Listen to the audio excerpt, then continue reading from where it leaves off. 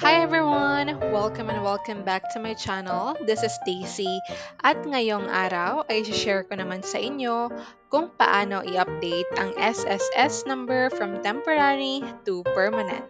Tara, simulan na natin! Bago ang lahat, alamin muna natin ano nga ba ang temporary SSS number.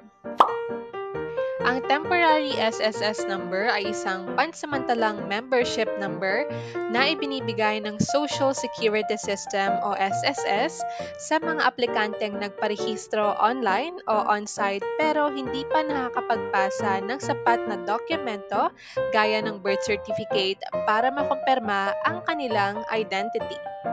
Bakit nga ba mahalaga na mapalitan ang membership status? Mahalagang i-convert ang iyong temporary SSS number sa permanent dahil habang temporary pa ito, hindi ka mahaha-claim ng kahit anong SSS benefit tulad na lamang ng maternity, sickness o loan. Kapag permanent na ang number mo, magiging official member ka na ng SSS at ma-access mo na ang lahat ng benepisyo at online services nila. Tandaan, ang iyong SSS number ay mananatiling pareho kapag kinonvert na ito from temporary to permanent. Hindi ito papalitan at hindi ka rin bibigyan ng panibagong number. I-upgrade lamang ito from temporary papuntang validated at official record. Ano-ano nga ba ang mga requirements?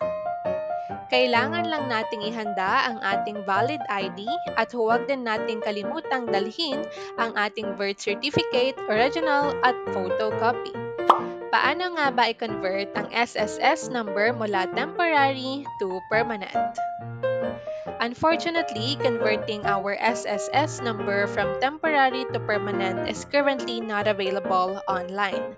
Kaya kailangan nating pumunta sa SSS branch to update our membership status.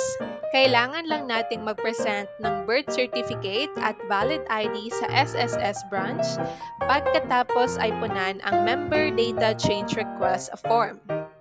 After submitting the requirements and form, I was advised by the SSS officer to wait at least 10 to 15 minutes before logging in to my SSS online account, and it should be updated by that time. And that's it! Ganyan lang kadali mag-update ng SSS number from temporary to permanent. Simple lang ang proseso, it's just that you have to visit the branch to do it as it cannot be done online.